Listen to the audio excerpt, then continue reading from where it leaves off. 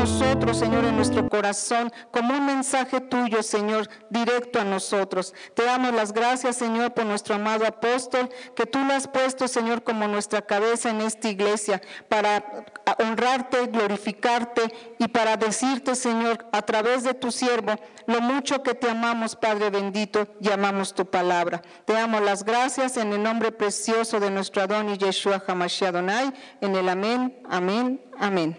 Amén, aleluya, amén, amén, amén. Tomen su asiento, por favor. Ahora la escritura en Levítico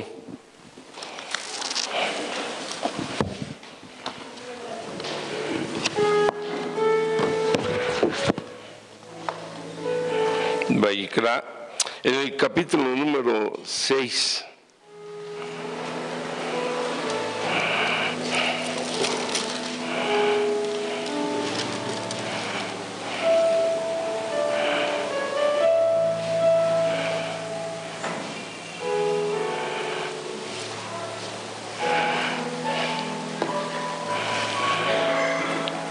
En el verso número 9. Siga con su vista, por favor. 8, perdón.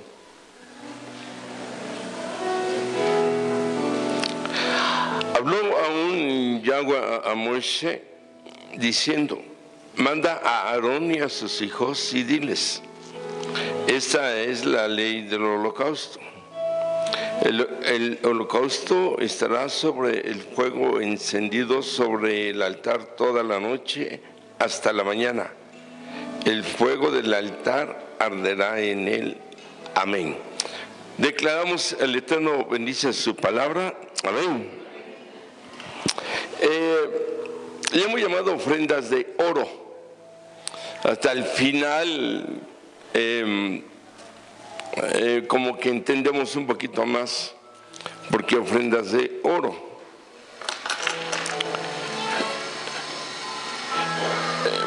Aarón, sacerdote, y sus hijos ejercían sobre el pueblo de Israel, obvio, el sacerdocio.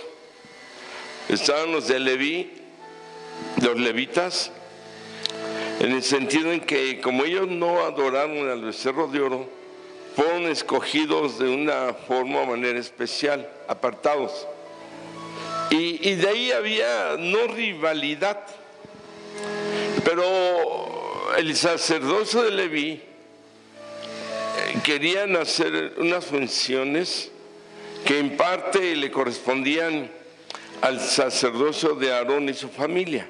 Ellos escogidos ya en sí como sacerdotes. Y de Leví, por la pureza de no haber adorado al becerro de oro. Cuando el Eterno habla a Moisés, le da las instrucciones. Aquí ya estamos hablando de las ofrendas de los sacerdotes y de cómo ofrendar. El jueves compartíamos de cómo ofrendar el pueblo, que llevaba por ahí los animalitos al sacrificio, ¿verdad? Y que está muy lleno, ¿no? Porque se me vaya a caer, perdón. Por ahí perdón. Y encontramos que llevaban sus animalitos, y cuando pensamos, ¿por qué animalitos? Porque la Escritura dice que la paga del pecado es muerte. Y en ese tiempo las consecuencias del pecado eran fuertísimas. Todavía en el libro de los Hechos, en el Brit Hadashah, Nuevo Testamento, cuando dice que un matrimonio prometió dar unos terrenos, o de la venta de unos terrenos para la congregación, y fallaron, caen muertos. Porque la falla viene siendo hipocresía, mentira, codicia, egoísmo, y de ahí se derivan unas ramificaciones que no es solamente la palabra falla, independientemente de pecado en contra del Eterno, porque es para él a quien se estaba prometiendo ese terreno. Y caen muertos uno y el otro después. Así, el pecado en esos tiempos, hablando desde muy atrás y haciendo esta mención, las consecuencias eran fuertísimas. Comentábamos el jueves, gracias al Eterno, que ya no es lo mismo en estos tiempos, si no eso estaría vacío y habría puras tumbas, ¿verdad? El hecho es que para los sacerdotes el requerimiento de ofrendar era aún más exigente y era más fuerte, ¿no? Obvio, como sacerdotes o sumos sacerdotes. De ahí que el Señor le dice: diles a Aarón y a sus hijos como sacerdotes la manera y la forma. La palabra ofrenda en sí lleva el acto de adoración, de humildad, de reconocimiento al Eterno, de honra al Eterno, de una postración y de un bajar nuestros niveles y poder declarar la grandeza de Él, del Eterno. Le llamamos al mensaje ofrendas de oro. El oro era, y hasta la fecha, es el metal más valioso y más precioso que existe. No es pecado cargar oro en sus orejas, mujeres, anillos, varones, alguna esclava por ahí, algún dije. Es más, oro y plata son los metales que más pueden cargarse, repito, como algunos afeites. Cuando habla de Esther y dice que se puso sus afeites para ir a ver al rey, afeites es eso, joyas. En algunas partes prohíben las joyas, ¿no? Yo respeto. Al menos en la Escritura no está prohibido. De tal manera que el oro, como todo metal o piedra preciosa, llámese topacio, carbunclo, como rubí, amatista, de este tipo de piedras que menciona Apocalipsis y que también estaban en el efod del sacerdote, 12 piedras que representan a las 12 tribus de Israel. De acuerdo al color, al nombre de la piedra, sueltan una luz, llámele vibración, llámele radiación, que en parte, dicen, son curativas de alguna manera.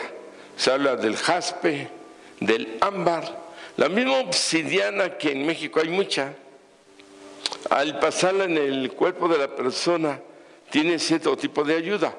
No estoy hablando de brujería, de espiritismo, no estoy hablando de esoterismo, no estamos hablando de nada de esto. Bíblicamente utilizaban las piedras porque sabían el bien que les podía dar y ayudar, así como las hierbas, como las hojas, así como en la celebración de Pesach se celebra con hierbas amargas que tienen un significado, como en Sukkot, que también se utiliza frutas que tienen un significado espiritual. Amén.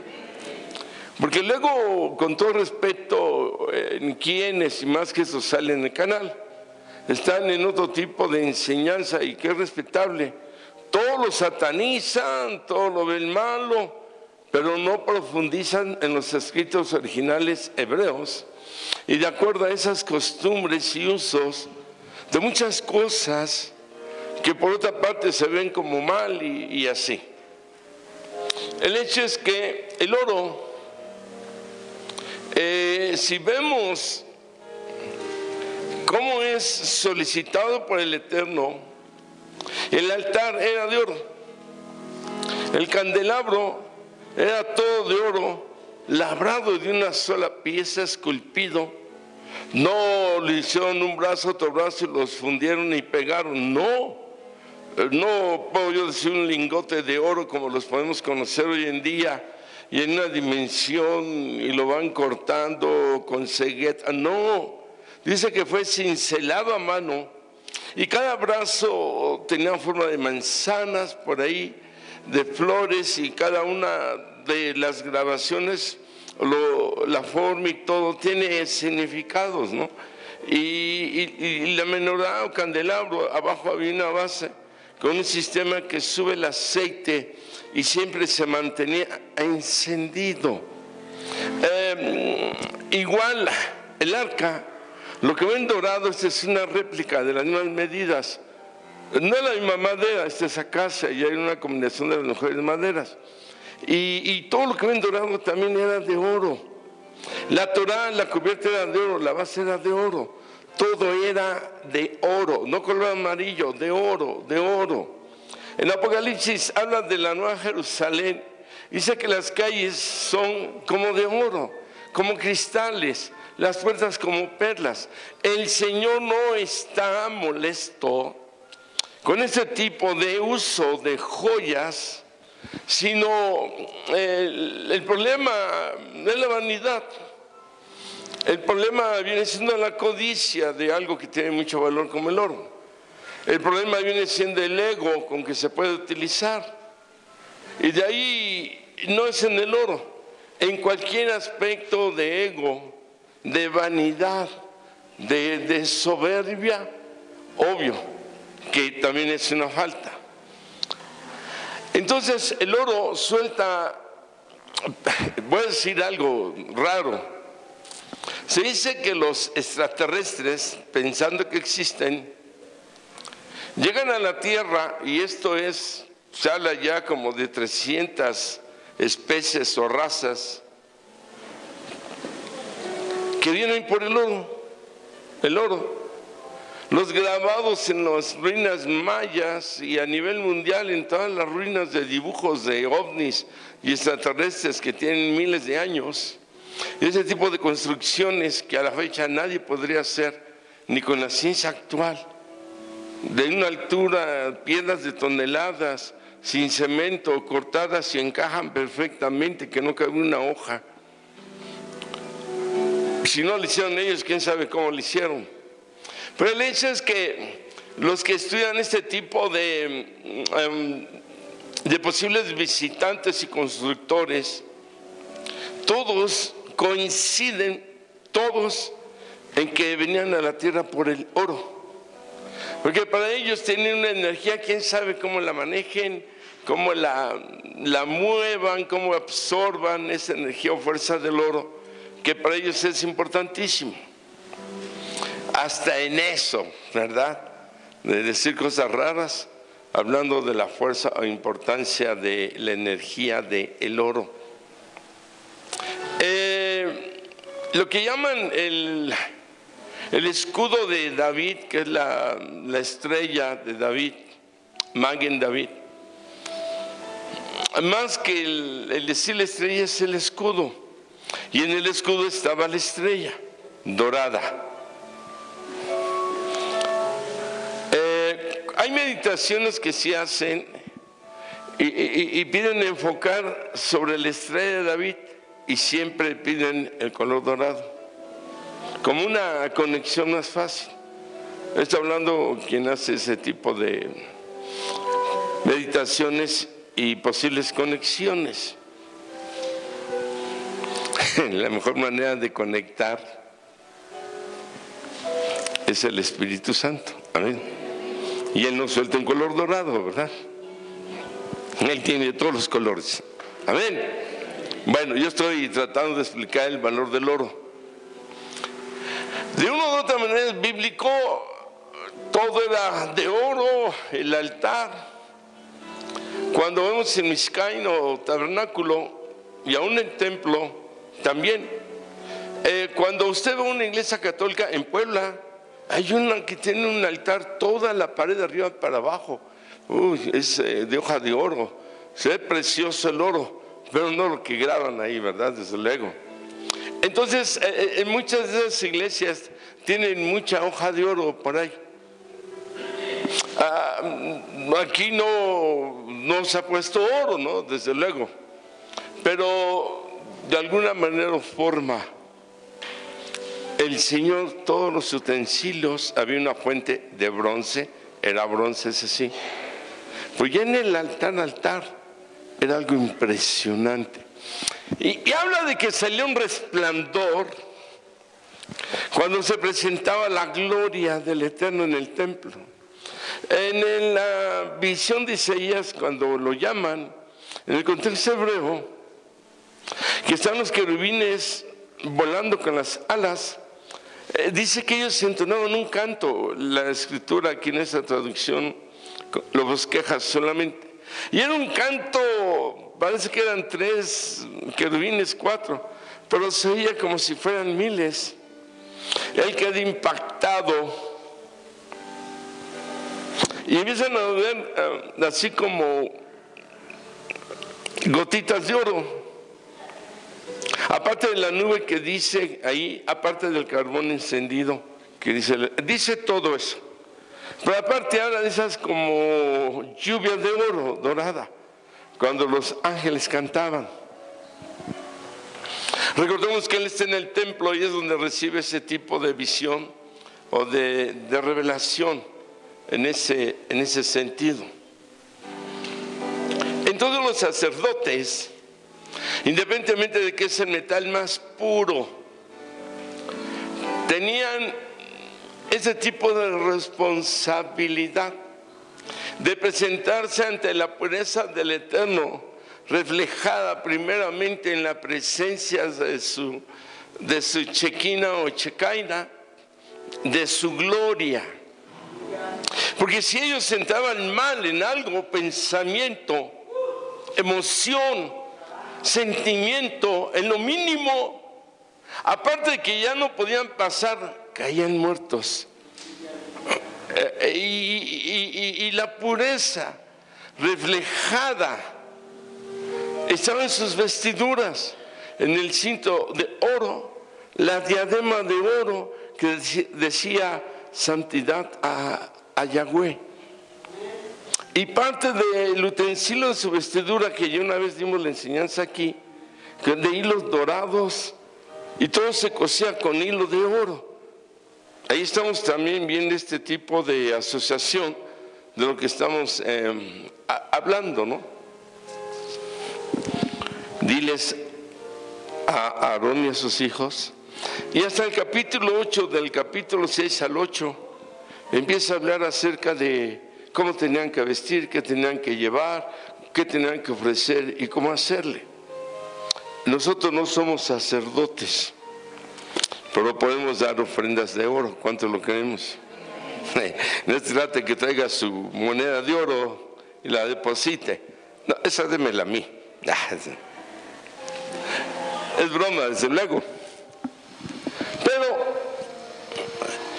el oro no solo representa soberanía, no solo representa pureza, representa fuerza, representa fuego, representa gloria, representa resplandor,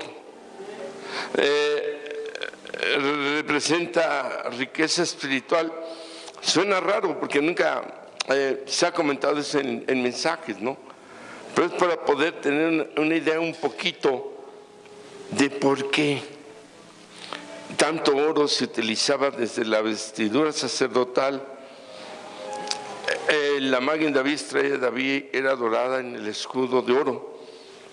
El altar de oro, utensilios de oro.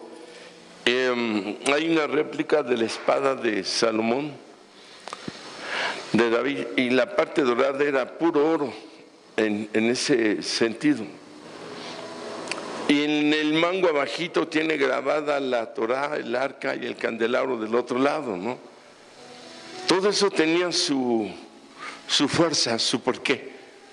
No solo por lo dorado o por lo grabado de los utensilios básicos, sino, repito, por la fuerza, el resplandor. El primer punto de una ofrenda dorada, ofrenda de oro, tenía que el sacerdote hacerlo con vino, tenía que hacerlo con aceite.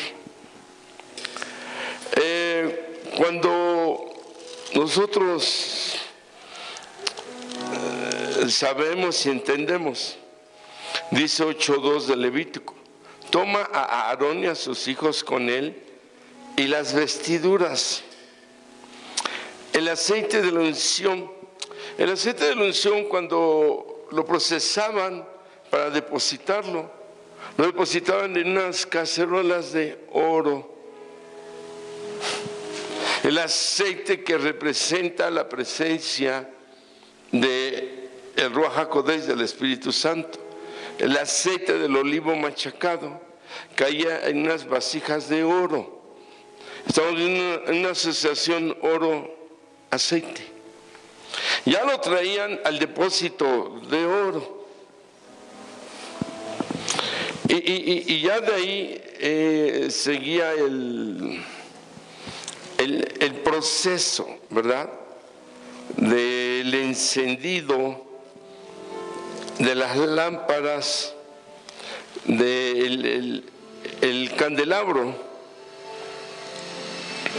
para que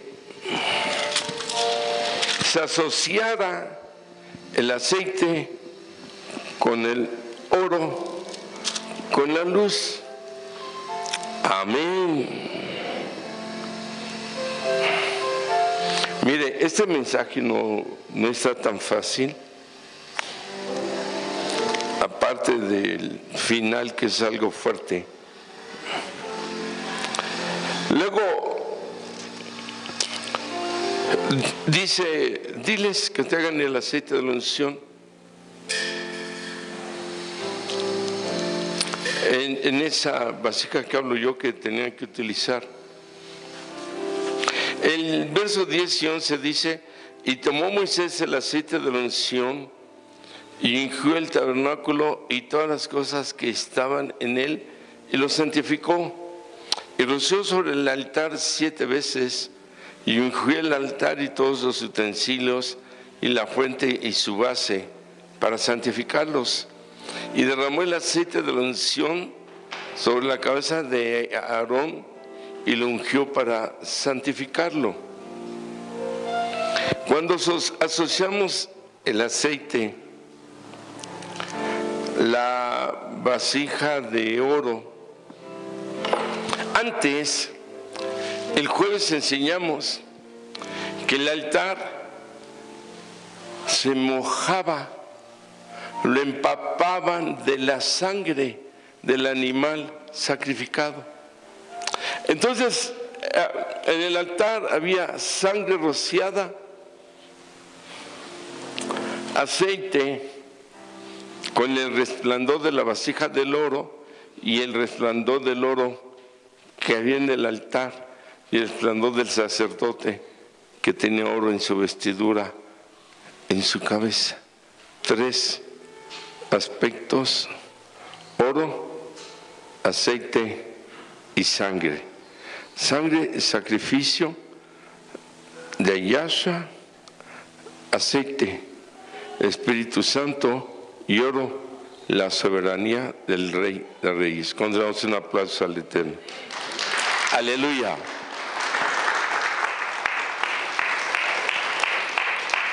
Curiosamente, el altar o las partes de madera no eran del olivo, de donde viene el aceite, el árbol olivo, ni tampoco era madera del arbusto de la uva, vino y aceite.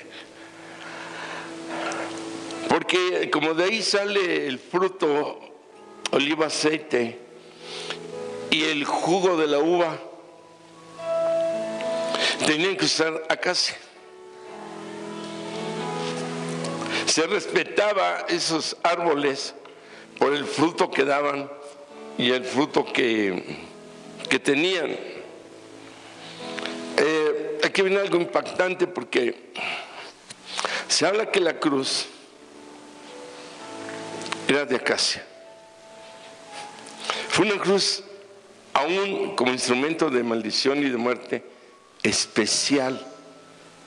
Porque la cruz viene representando el altar de quien lleva la sangre, el aceite y el oro. ¿Cuántos decimos saben? Esto está exquisito, está muy bonito, perdón la palabra exquisito, porque todo eso engrandece el sacrificio del Cordero. Aleluya. Entonces, tenía que haber también gozo. En Isaías 35:10 dice la escritura, cuando hablamos del gozo, de la siguiente manera: y los redimidos del Eterno volverán y vendrán a Sión con alegría y gozo perpetuo sobre sus cabezas, y tendrán gozo y alegría, y huirán la tristeza y el gemido.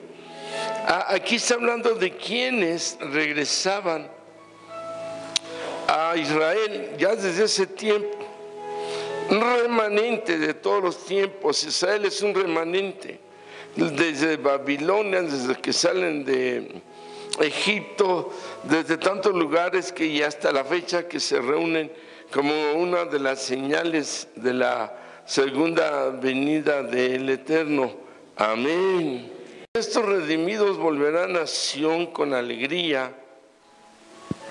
Sión es un monte alto, de los más altos y cercanos de Israel, y que daba la enseñanza de que la sombra del monte abraza a su pueblo Israel. Monte tiene un significado de te abrazo, porque cubre con su sombra.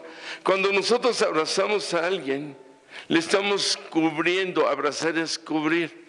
Por eso en mucho menciona el monte Sión, el que cubre. Aleluya. Y ellos venían a buscar esa sombra y ese abrazo. Yo no sé ahora, pero en ese tiempo, cuando alguien de ese remanente llegaba a Israel, tenía que ir con el sacerdote y lo ungía con aceite, vino, sangre, una mezcla de un recipiente de oro. Hoy en día muchas personas, cuando ungen una casa, hacen esta mezcla, no de sangre, obvio, pero de aceite con vino. El vino representa el gozo, la alegría. Vendrán los redimidos, los alejados, ahora redimidos, perdonados ya por la sangre del Cordero. Y la tristeza se convertirá en gozo y alegría. Aleluya. Por eso era lo que les daba gozo, ¿no? Yo regreso a mi pueblo Israel, a la cobija, al abrazo de la sombra del deseado, como el monte Sión sobre su pueblo. Y lo primero que recibo al llegar es la unción del aceite, el ruach, y la unción del vino, porque la tristeza ahora se ha convertido en gozo. Los redimidos de Yahweh tendremos gozo y alegría, porque la tristeza se ha quedado atrás, la soledad se ha quedado atrás, el desierto se ha quedado atrás.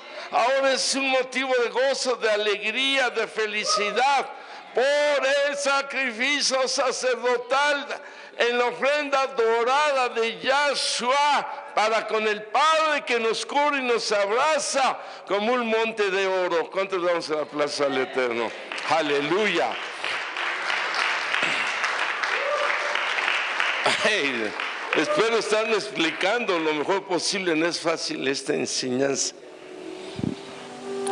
Cuando entonces se está hablando aquí, mire lo que dice Mateo 25, 21. Ya en esta parte que debemos ir viendo impártelo. Paralelismo, las profecías. Mateo 25, 21, en el Brihadashá, Nuevo Testamento, dice: y su Señor le dijo, bien, buen siervo y fiel, sobre poco has sido fiel, sobre mucho te pondré. Entra, ¿qué dice? Entra en el gozo de tu Señor. Habla de la parábola de los talentos, pero el mucho está hablando en un paralelismo bien espiritual y a la par profundo. Hay textos que tienen un paralelismo hasta de 5 aspectos, 5 enseñanzas no diferentes, 5 aplicaciones, y todas encajan perfectamente. Cuando dice, entra en el gozo de tu Señor, es porque la vida que has llevado como una ofrenda, un talento, la has guardado y conservado lo mejor. Por eso aquí dice que al que les dio talentos, diferentes cantidades, que al que le dio más y lo multiplicó, le dio más. Al que le dio poco y lo guardó y no lo utilizó, se lo quitó.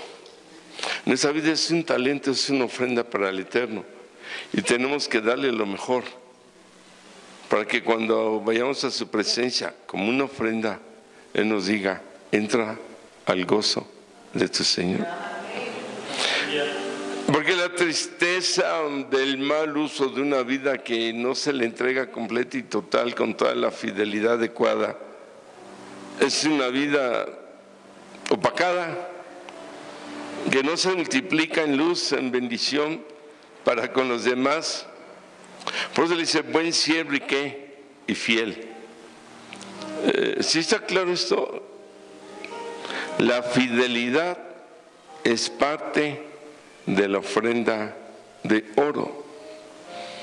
El servirle siervo es parte de la ofrenda de oro. Los sacerdotes tenían que ser siervos y tenían que ser fieles. Cualquier infidelidad, aún de pensamiento, el Espíritu inmediatamente la captaba.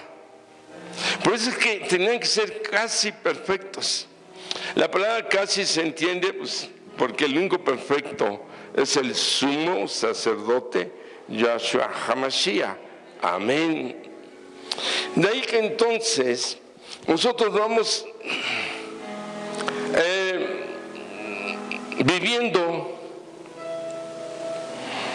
vamos practicando, cumpliendo como una ofrenda dorada, una ofrenda de oro. Eso nos lleva a un gozo. El gozo desprende luz. Una persona gozosa desprende luz. Aquí mi amigo Gael, este joven siempre se está riendo. Siempre yo lo veo riéndose, feliz. Amén. Cuando nosotros logramos tener una vida, hay pruebas, ataques, escasez, enfermedad, pero sobre eso también hay siempre gozo. Como dice el dicho de Garrit, el payasito, ¿no? He aprendido a llorar con gozo, a llorar a carcajadas, a reír con llanto, he aprendido a reír con llanto y a llorar a carcajadas. Habla de un gozo en medio de lágrimas, habla de una risa en medio de dolor, pero se mantiene el gozo, porque todo dolor y todo sufrimiento provoca que entremos al gozo del Señor. Y si esta prueba es porque el Eterno lo permite, porque mi vida no depende de la enfermedad, de la escasez, de los terremotos, de la política, de los presidentes o de quien sea, o que digan que son malos o buenos, no depende de la maldición. Mi vida no depende de todo eso que se mueve y que ataca a toda la gente. Mi gozo, que aunque me pegue y que no me va a pegar igual por lo que ya podemos vivir y hacer en una fe lo mejor posible, todo esto que me pueda pasar, yo de alguna manera me gozo, porque el Señor lo está permitiendo y eso está provocando que la ofrenda de oro demuestre de que estamos hechos de una fe de oro, de pureza, de valor, y que no nos vamos a caer ni a autoderrotar y nos vamos a dejar ahí caídos. La palabra dice caídos, ¿pero qué? Pero no derrotados. Y se refiere a que tenemos, dice, en esa vasija un contenido que se llama fe. Aleluya. Haz cuenta que la vasija es la de oro, el contenido de la fe que nos permite, perseguidos pero no desamparados, caídos pero no derrotados. Ese es el gozo, que tenemos quien nos sostiene en medio de, que sabemos que es un proceso, que además es para ver nuestra fe dorada. Aleluya. Como sigue hablando la palabra en este sentido, en 2 Corintios 8:2, a mí siempre me ha impactado esta parte y la predicamos y le hacemos mención. Dice de la congregación de Corinto en ese tiempo que en grande prueba de tribulación, la abundancia de su gozo, dice grande prueba de sufrimiento primero, no dice sufrimiento, sino una grande prueba de sufrimiento. Y luego dice más adelantito, la abundancia de su gozo, dice, y su profunda pobreza. Vamos a tomarlo lo fuerte en el sentido de prueba. Grande prueba de sufrimiento, es grande la prueba, no es solo una prueba. Y luego dice, y su profunda pobreza.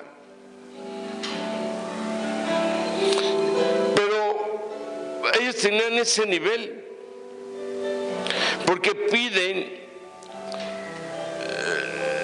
vea el 4, pidiéndonos con muchos ruegos que les concediésemos el privilegio de participar.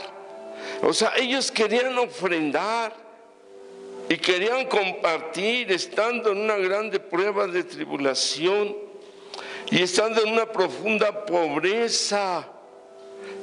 Aún en esa pobreza iban a dar todo lo que pudieran, compartir todo lo que tenían.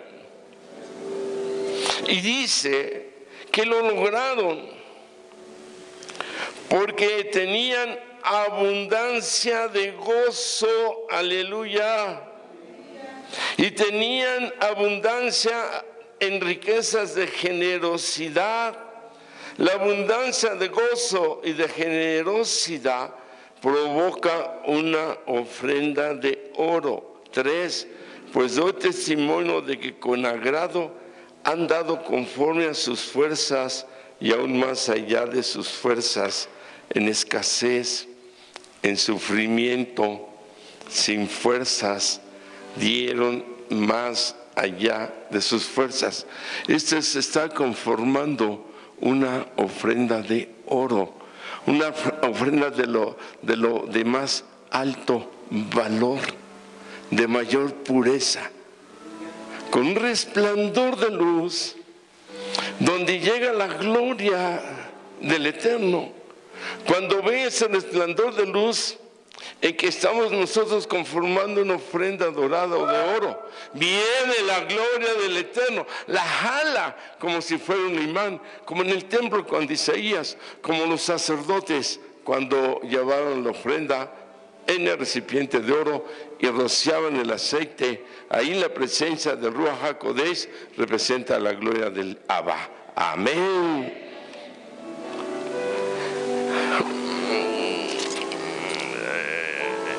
El aceite, cuando regresamos a Levítico 6:6, tenía que mantener un fuego perseverante, y para expresión de su culpa traerá al Eterno un carnero sin defecto de los rebaños conforme a tu estimación, y lo dará al sacerdote para la expiación. Va relacionado, obvio, con el 6:9. Manda a Aarón, el holocausto estará sobre el fuego encendido sobre el altar toda la noche hasta la mañana. El fuego del altar, dice, arderá en él. Y cuando vamos al 6:20 dice: esta es la ofrenda de Aarón y de sus hijos que han de ofrecer a Yahweh el día que fueran ungidos. Ya dijimos como aceite, vino, la 10ª parte de una de harina perpetua, la mitad a la mañana y la mitad a la tarde. Esto habla de la ofrenda del hola, el sacrificio de la ofrenda, el hola significa diario, y tenían que llevar un sacrificio en la mañana y otro sacrificio en la tarde, con gozo, para que el fuego permaneciera encendido de día y de noche en el aceite que representa la presencia del Espíritu Santo. No es que tuvieran poder sobre el Espíritu Santo, o que el aceite dejara de fluir por autoridad del sacerdote, los sacerdotes, no. Lo que pasa es que como sacerdotes o sumo sacerdote tenían que llevar 2 ofrendas diarias, una en la mañana y una en la tarde. Es que esto es lo que significa la ofrenda, el hola, perseverante, diario. Por eso es que ellos podían tener esa conexión en la presencia del Eterno y guardarse de esa pureza, por la relación perseverante, continua. Comentaba yo en la clase de seminario del testimonio de un rabino de los muy fuertes, que el Satán le ataca a su cuerpo, y había una mujer que de alguna manera le llamaba la atención, y a ese nivel, bueno, José tenía un nivel altísimo espiritual y fue atacado por la esposa de Polifaz, ¿no? El carcelero, por decirlo así. No digamos a Sansón su nivel, Dalila y David ahí con Betsabé coqueteando, y finalmente ya sabemos, hay muchas historias así.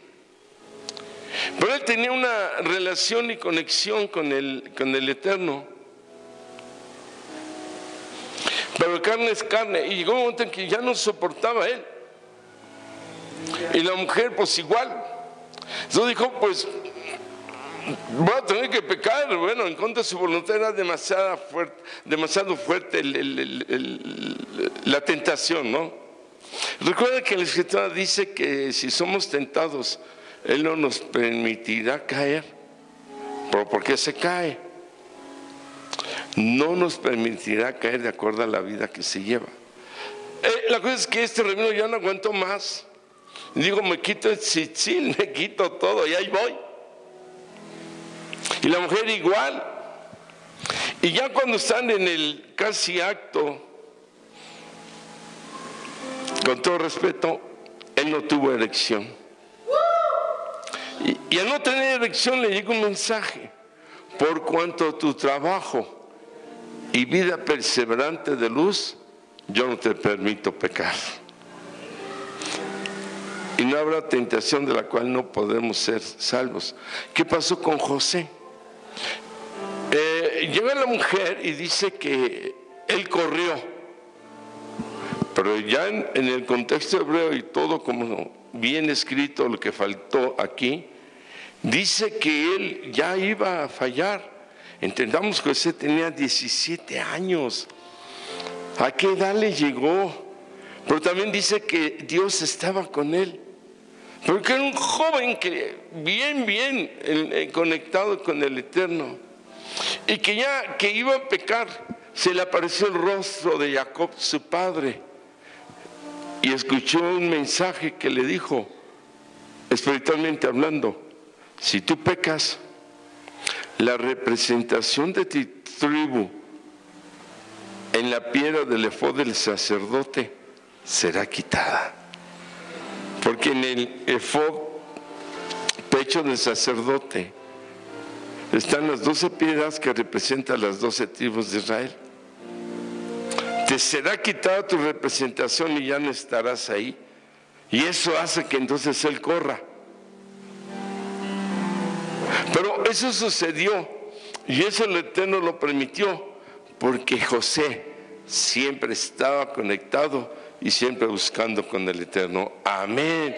Ahora, por favor, no voy a decir, yo leo la Biblia diario, oro diario. Ay, no le hace, voy y no voy a caer. No, va a caer redondito. No va por ahí, como que deliberadamente uno programa, no. Es esa conexión que hace que cambie la dirección, que hace que algo suceda y no llegue, que hace que algo pase que en ese momento no se da, porque en medio de la debilidad está la fidelidad del Todopoderoso. Esta es una ofrenda dorada. Cuando le damos un aplauso al Eterno.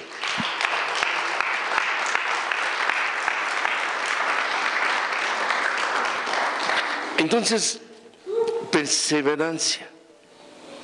Sí, de mañana y tarde, diario, hermanos. Hay sacrificios de animales, de aves, esas eran ofrendas de harina. Y cada ofrenda sus significados por motivos. Está larguísimo, ¿no? Estamos tocando lo de esta parte. Esto aplicable a nuestras vidas. Vamos a la carta a los Romanos, capítulo 12, versículo 1.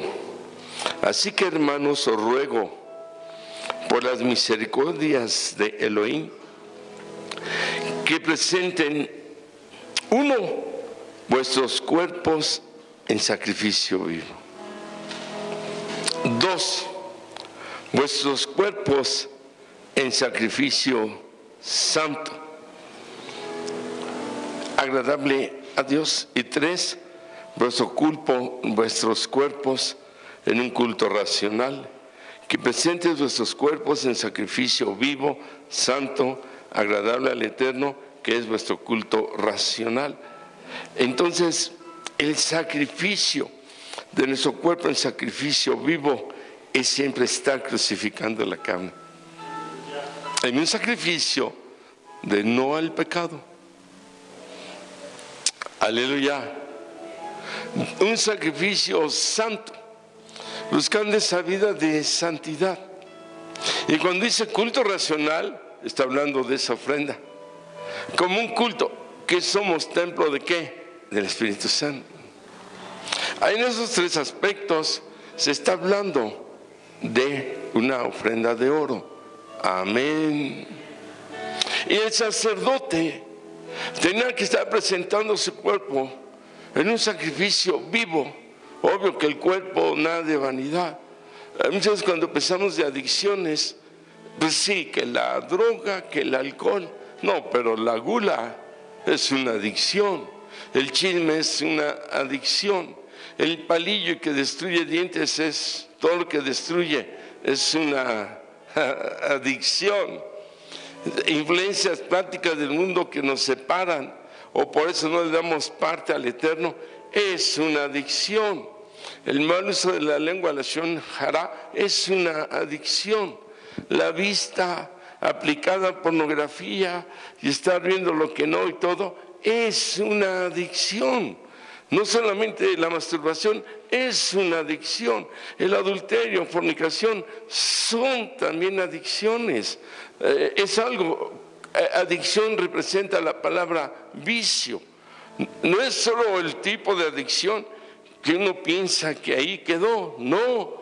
Los sacerdotes, hombres, obvio, y que tenían que ser casados también, pues también podían tener cualquier tipo de adicción. Por eso es que dice un sacrificio de un cuerpo vivo, entregado.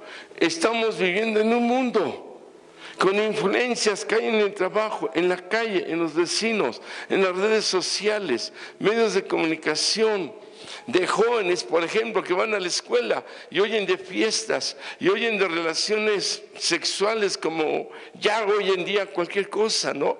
De que robaron, mataron, quitaron, y bueno, y sin embargo, quien se mantiene, como dicen, en un sacrificio santo, es porque está manteniendo su cuerpo en un sacrificio vivo para no caer en un espíritu de muerte. Amén. Como un culto racional. Como tu vida, como un templo donde tienes un culto, donde mañana y tarde como el sacerdote entraba a dar su ofrenda. Aleluya. Y en un tercer punto, la ofrenda no requiere el temurar a Hashem, que significa el mandamiento, la misbat, mandamiento, de tomar un puñado de cenizas del altar. Esto está tremendo, ¿no? En sí las cenizas representan mucho. En el libro de Esther 4:1 habla de cómo Mardoqueo, cuando sabe que van a matar a los judíos por este hombre Amán, que logró que el rey soltara un edicto para masacrar al pueblo judío. Dice que él entonces se llena de ceniza y con su dolor empieza a clamar. Job 1:20 al 22 y 2:8. Cuando está escuchando de todo lo que está pasando, sus hijos, animales, sirvientes, y está perdiendo todo, dice que fue al cilicio y la ceniza. David en 2 Samuel 12, 16, 17 hasta el 23 habla cuando con Betsabé y cuando es confrontado en su falto pecado y muere el hijo y se tira al cilicio, a la ceniza, para ver si resucitaba, y como no resucitó, dolor por el pecado. Esther, en el caso Mardoqueo, dolor porque iban a matar a su pueblo. Job, por estar en medio de la prueba. Entonces se desnudaban. El caso de Job está tremendo porque dice que se rapa, se desnuda, y tiraban ceniza, y se tiraban sobre la ceniza. Si te maldicen, bendice. La palabra bendición, si bendecimos, ya una vez lo comentábamos, soltamos luz. Aleluya. Tradúzcale en unción, presencia del Espíritu Santo. Todo eso es bendecir, luz equivale a eso, unción. Entonces la maldición llega con una fuerza oscura. Nos maldicen, pero yo bendigo. La luz prevalece contra las tinieblas y las tinieblas no prevalecen contra la luz. La oscuridad, ahora sí suena raro, es cegada por la luz de nosotros al bendecir a quien nos maldiga. Sea brujo, sea satánico, no nos puede hacer nada. Oh, si es un familiar, un conocido, usted bendiga. Me robó. Señor, bendice a este hombre que me robó. Ayúdale a tener salud, pues haces bendecir, que te conozca de alguna manera. Yo lo perdono y lo bendigo, aun cuando cueste trabajo. Dame la capacidad de perdonar, ¿no? Mínimo. Y esa lucesota repele la oscuridad. Aleluya. Y dice, y vendrán sobre la persona ascuas de fuego. Eso significa cenizas. Y cenizas significa dolor, pobreza, escasez, enfermedad, muerte. Y significa la maldición que te enviaron rebota contra la luz y le pega a la persona. Nosotros no vamos a bendecir para que eso le suceda. Eso ya es consecuencia de quien maldice, porque es una ley espiritual y es ya decisión del Eterno. Si lo mete una justicia de entendimiento y comprensión y la persona no endurece su corazón, amén. O si cae bajo un juicio o justicia del Eterno, ya es cosa de Él. Nosotros tenemos que cumplir con bendecir, pero cuidado y nosotros maldigamos, porque caemos en cenizas de muerte. Se rebota también a la persona que odia. El odiar, el resentimiento, el rencor, el enojo, es un tipo de maldición. Contra nuestro propio cuerpo, por eso el enojo da cirrosis del hígado, diabetes, muchas enfermedades provoca el enojo, hasta cáncer.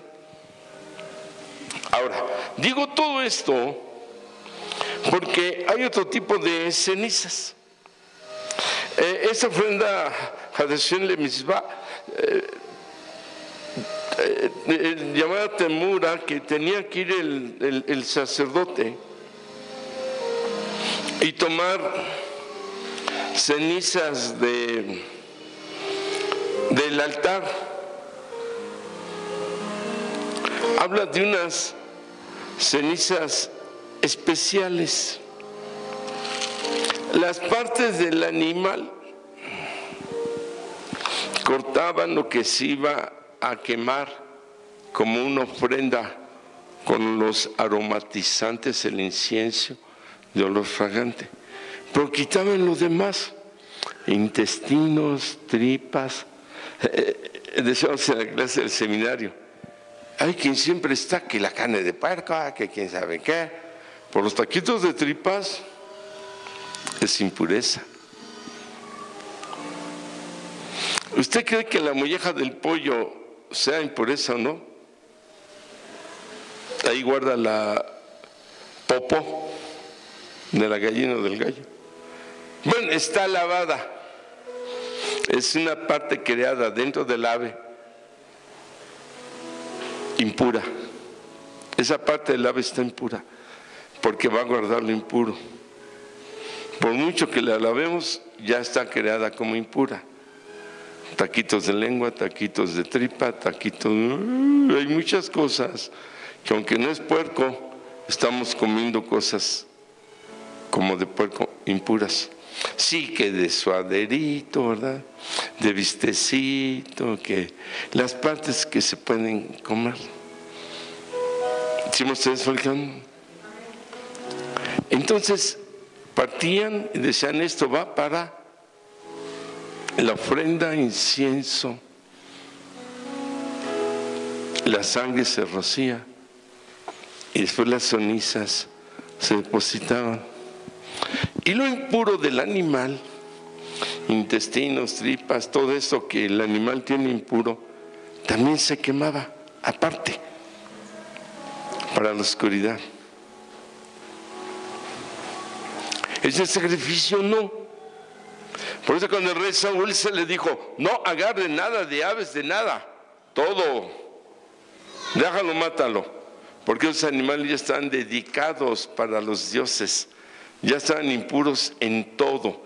Quien ama la idolatría, es idólatra, su vida está impura en todo. Estamos preparando un mensaje sobre idolatría, pero... y dice, quienes hacen los ídolos o los adoran son como ellos.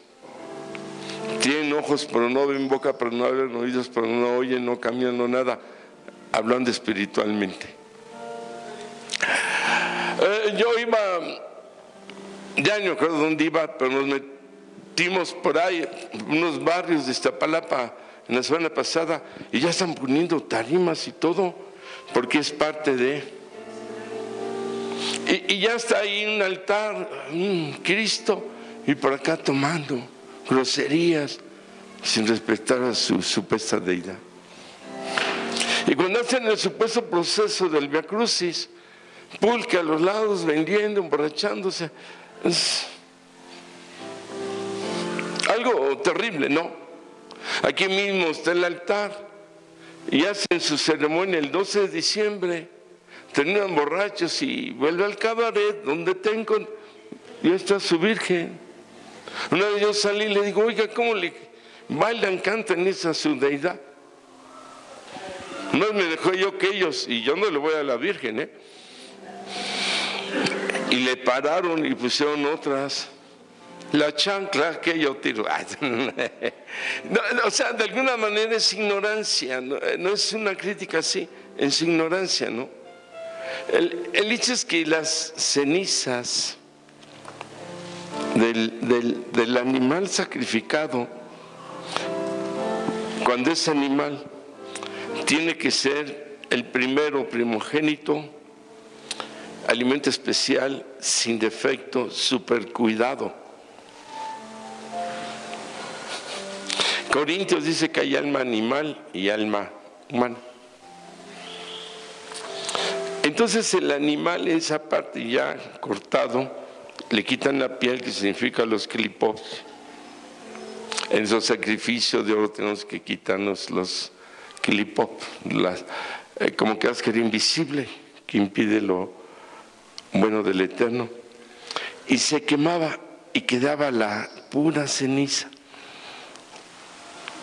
Y se depositaban, porque esa ceniza de un sacrificado, el animalito, en su misericordia, ya hablando del animalito, uno merece morir, por eso permitía que se ofreciera ese animalito cuidado y conservado en el lugar de la persona, pero le duraba expiación ser cubierto de muerte 1 año. Hebreos dice que en Yeshua una sola vez para toda la vida, aleluya, no cada año, porque el sumo sacerdote es Él, amén. Pero esas cenizas tenían luz, resplandor. ¿Quién es el que murió? Que cuando cae uno que matan y cae a su tumba y resucita por la luz del cadáver. ¿De quién era ese cuerpo? ¿De quién? De Eliseo.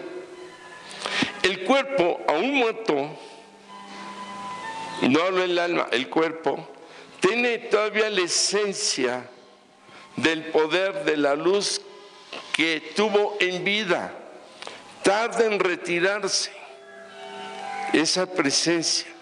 Por eso que están junto a la tumba de Eliseo y cae uno que matan y cae a la tumba de Eliseo, y Eliseo ya está muerto de su cadáver, y cuando toca el cadáver, ¡bum!, resucita a un muerto por esa luz. Eso dice la Biblia. Así en el animal había una luz en las cenizas que el sacerdote, cuando la tomaba y tomaba un puñado de esas cenizas, se las embarraba. ¿Sabe qué significa esto?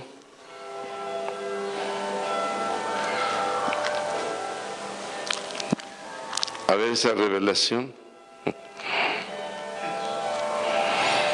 Cenizas representa por dolor, por prueba, contrarrestar maldición, pero lo hacían para que se rompiera cualquier aspecto de ego o de arrogancia en sus vidas. Por la luz de las cenizas del animal sacrificado, les ayudaba a mantener una vida de humildad extrema, de humildad sin límites. Cuando ellos entraban a la presencia del Eterno sacerdote o sumo sacerdote, con toda la vestidura, tenían que entrar descalzos, como se le dijo a Moisés: quítate las sandalias, porque el lugar que pisas santo es. Cuando ellos llegaban a su casa, ellos no podían usar sandalias dentro de la casa, porque su casa era un lugar santo. 2 ofrendas diarias. Todo lo que estamos hablando del gozo, vino, del aceite, todo eso que estamos hablando no podía ser posible si no vivía en la humildad de las cenizas. Y esa luz les mantenía, porque nadie podía entrar con arrogancia, con ego, con soberbia. Cuando nosotros logramos entrar en la casa del Eterno, sin soberbia, sin ego, sin vanidad, con todo respeto, hasta en cómo vista se ve vanidad.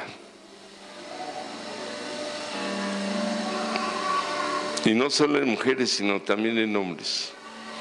Entonces estamos presentándonos ante el Señor con una ofrenda de extrema humildad. ¿Cuántos decimos amén? De extrema mansedumbre. Y eso de una dignidad delante del Señor. Cuando Habacuc dice: el Señor está en su santo templo, calle delante de él toda la tierra. Yo soy de los que está predique y predique, y cómo vestimos hombres, mujeres, es, el que convence es el Espíritu Santo.